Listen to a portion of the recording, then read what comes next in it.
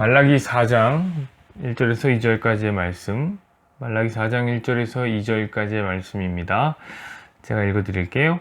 만군의 여호와가 이르노라. 보라, 용광로 불같은 날이 이르니 교만한 자와 악을 행하는 자는 다 지푸라기 같을 것이라. 그 이르는 날에 그들을 살라 그 뿌리와 가지를 남기지 아니할 것이로되, 내 이름을 경외하는 너희에게는 공의로운 해가 떠올라서 치료하는 광선을 비추리니 너희가 나가서 외양간에서 나온 송아지같이 뛰리라. 아멘. 오늘 말씀으로 스치듯강의 말라기 4장 지푸라기와 송아지, 그 메꿀 수 없는 간격 이라는 제목을 함께 말씀을 나누겠습니다. 오늘로써 말라기 강해가 대단원의 막을 내리게 됩니다. 매우 짧게 끝이 납니다. 좋은 것 같아요. 좋은 것 같아. 이렇게 짧게 끝내는 것도 좋아요. 때로는 이렇게 종종 이런 짧은 강의들을 했으면 좋겠습니다. 왜냐하면 저는 여러분이 성경의 더 많은 부분을 알았으면 좋겠거든요. 더 크고 그 강활한 말씀이라는 바다에는 우리가 누리고 즐길 수 있는 무한한 은혜가 있기 때문입니다. 그러니까 어떤 하나의 성경에만 푹 빠져서 허우적거리면 안 되겠죠. 우리는 더 많이 성경을 보고 더 많이 묵상하고 더 많이 연구하고 더 많이 나누는 공동체가 되기를 간절히 한번 소망해 봅니다. 어쨌든 오늘은 대망의 말라기 마지막 장입니다. 말라기 4장은 매우 의미가 있는 장입니다. 왜냐하면 이 장을 끝으로 하나님은 400년 동안 이제 아무런 말씀을 하지 않으십니다. 400년 후에 예수님이 다시 오실 때까지 암흑시대가 열린 것입니다. 그러므로 말라기 4장은 성경학적으로도 매우 중요한 위치를 차지하고 있는 말씀이겠죠. 딱 느낌이 오시죠? 원래 그 마지막엔 늘 하고 싶은 말을 하잖아요. 왜 헤어지는 연인들도 그렇게 헤어지기 전에 치고받고 싸우고 난리를 치다가 꼭 헤어질 때는 그러더라고요. 그래도 사랑했다, 이러면서 끝내잖아요. 그러니까 마지막엔 늘 진짜 마음에 있는 하고 싶은 말이 있는 거예요. 그렇다면 구약이 진짜 말하고 싶었던 이야기는 무엇일까요? 그 4장이 이야기하는 바가 그것이겠네요. 그것이 무엇일까요? 바로 예수님이 오신다는 거예요. 우리가 기다리던 언약의 사자가 온다, 이 말입니다. 이 언약의 사자는 신천지에서 얘기하는 것처럼 이만희가 아니라 메시아, 우리 주 예수 그리스도가 오신다는 것입니다. 우리 2절 한번 보시죠. 내 이름을 경외하는 너희에게는 공의로운 해가 떠올라 치료하는 광선을 비추리니 너희가 나가서 외양간에서 나온 송아지같이 뛰리라. 오늘 2절이 말하는 이 공의로운 해가 바로 참빛으로, 요한복음 1장 9절에는 참빛으로 오시는 예수님입니다. 여러분, 이 얼마나 시적이고 장엄한 표현입니까? 창세기에는 빛으로 열었던 예수님의 이야기가, 첫날에 빛으로 오셨던 예수님의 이야기가 이제 말라기에서 공의로운 해로 맞춰지는 것입니다. 그러니까 구약 성경은 시작부터 끝까지 전부 다 예수님에 대한 이야기를 하고 있는 겁니다. 그게 진짜 하고 싶었던 말이에요.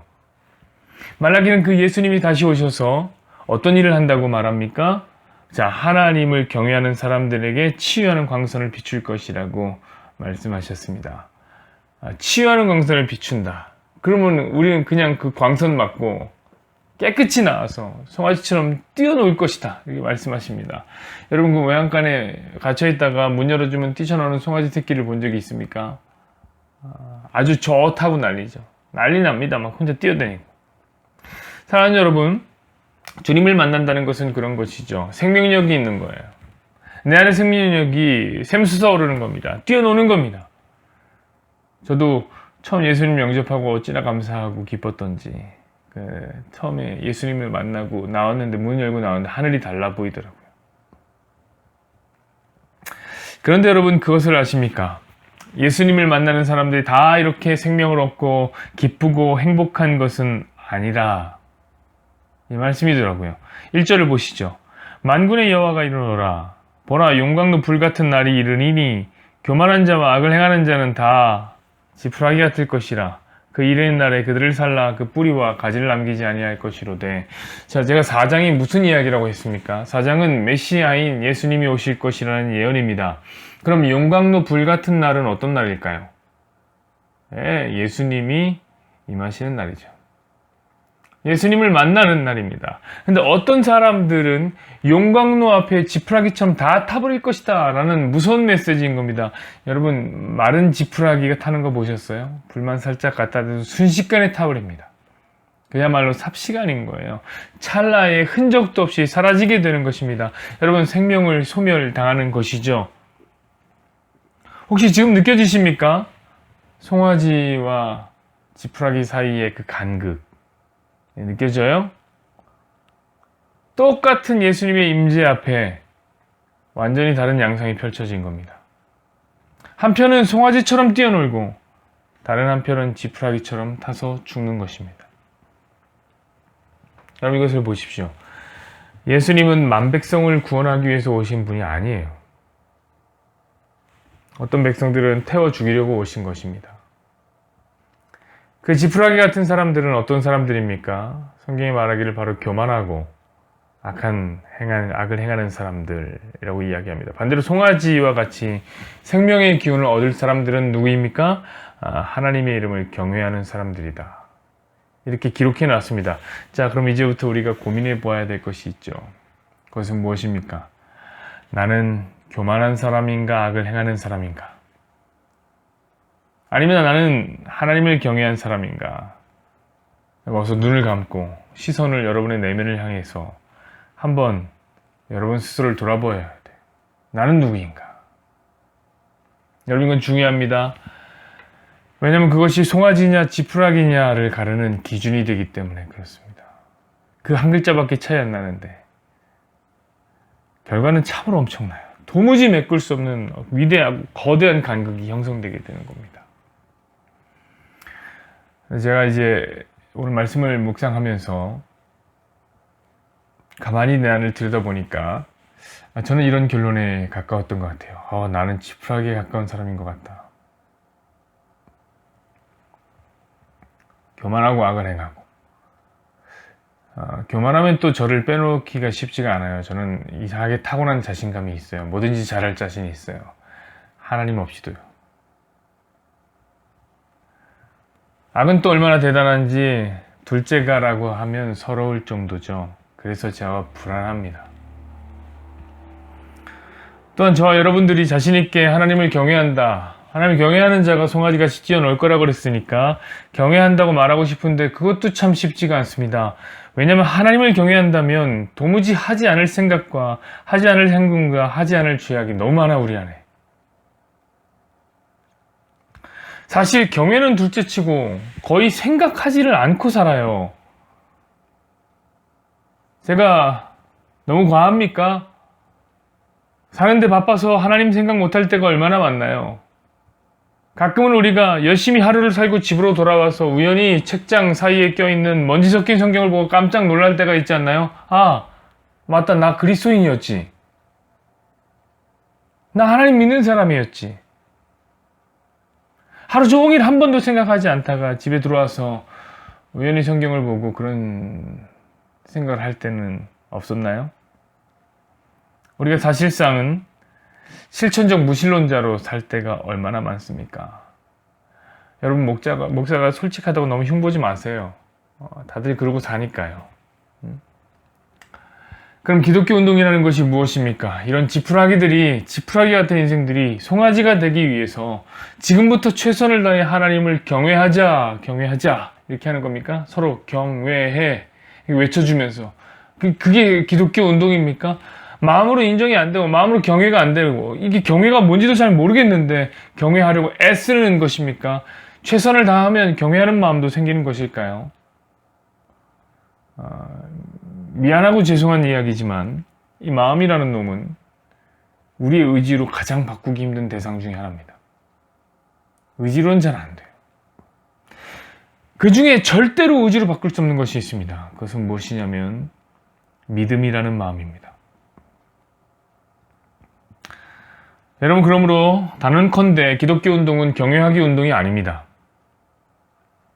율법 지키기 운동이 아닙니다. 우리 말라기 1장 강해 때 이미 공부했잖아요. 하나님 누구를 사랑하신다고 했습니까? 야곱을 사랑했다고요. 야곱이 무엇을 해서 사랑했다고 제가 말씀드렸습니까? 아니, 그냥 뱃속에 있을 때부터 사랑했어요. 여러분, 구원은 그런 거예요. 선물이죠. 무조건적인 거예요. 그런데 왜 지푸라기냐 송아지냐 그것이 문제로다 라는 질문에서는 다시 행위 구원으로 넘어갑니까? 열심히 경외해야지 하나님을. 말라기 3장 6절을 보시죠. 그럼 이렇게 써 있습니다. 나 여호와는 변하지 아니하나니 그러므로 야곱의 자손들아 너희가 소멸되지 아니하리라. 야곱의 자손들은 소멸되지 않을 거라고 얘기하고 있어요. 그들은 지푸라기가 아니다 라고 이미 선언하고 있어요. 하나님이 야곱을 사랑하셨고 야곱의 자손들 또한 사랑하셨다 이렇게 말씀하셨어요. 변하지 않는 하나님, 여호와 하나님의 말씀이다 이렇게 얘기했습니다. 사랑하는 여러분, 하나님에 의해서 한번 선택을 받은 야곱의 백성들은 결코 지푸라기가 될 수 없습니다. 그러므로 우리는 결코 소멸할 수 없습니다. 비록 우리가 교만하고 비록 우리가 악인일지 모르나 우리는 지푸라기가 아닙니다. 우린 송아지입니다. 자, 그럼 왜 성경에 마치 여호와를 경외해야지만 구원을 받을 것 같은 말씀을 해놓으셨을까요? 그럼 이것이 우리의 마지막 질문이죠. 성경은 맨날 그래요. 우린 죄인인데 그래서 의를 행할 수 없는데 의를 자꾸 행하라고 권면해요. 어떻게 하라는 겁니까? 죄인이라서 의를 행할 수 없다고 말하면서 의를 행해야 구원을 받을 수 있다고 하잖아요. 여러분, 성경은 우리에게 말씀하시기를 의인은 없느니 하나도 없다 이렇게 말씀하셨습니다. 우리는 의인이 아닙니다.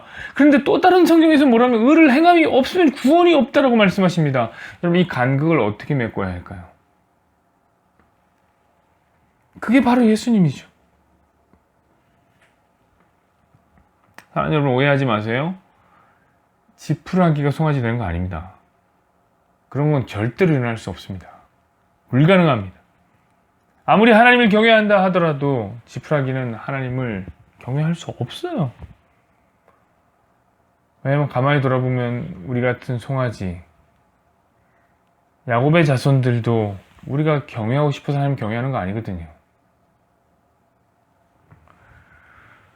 오늘 이 사실을 우리에게 잘 알려주는 말씀이 6절에 나옵니다. 6절 보시죠. 그가 아버지의 마음을 자녀에게로 돌이키게 하고 자녀들의 마음을 그들의 아버지에게로 돌이키게 하리라. 돌이키지 아니하면 두렵건대 내가 와서 저주로 그 땅을 칠까 하노라 하시니라. 보세요, 여러분. 우리의 마음을 돌이키는 분이 있다는 거예요. 우리의 생각을 바꾸시는 분이 있다고요. 우리 교만을 꺾으시는 분이 있습니다. 우리가 삶을 살 때 교만해서 안 되는 상황을 덜어주십니다. 우리가 철저하게 처박히는 순간이 찾아오죠. 그럼 우리는 아는 거야. 그분이 우리의 교만을 지금 꺾고 계시는구나. 반대로 우리가 여호와 하나님을 경외하는 마음을 제공해 주실 때가 있습니다. 우리가 성경을 볼 때, 우리가 기도할 때, 우리가 말씀을 들을 때 우리 마음속에 하나님을 경외하는 마음이 점점 커집니다. 이것은 우리의 의지가 아니에요. 우리가 그러려고 하는 게 아니에요. 성령이 일하심 때문에 그 안에서 그 일이 일어난 겁니다. 그러니까 예수님 하시는 일이에요. 그러므로 사랑하는 여러분, 무엇이 걱정입니까? 만약 여러분을 송아지로 부르셨다면 우리는 진정으로 자유한 것입니다. 수지 맞은 거예요. 처음부터 끝까지 예수님 다 우리 책임져 주십니다. 이것이 진리가 우리를 자유케 한다는 복음의 진의입니다. 오늘도 진리는 선포합니다. 송아지와 지푸라기의 간극은 절대로 메꿀 수 없다. 나는 나의 송아지들을 하나님을 경외하는 자로 만들고 말 것이다. 하나님 다 하신 거죠. 오늘도 그 진리 안에서 자유하시라. 이런 기쁜 소식을 전하며 기도하겠습니다.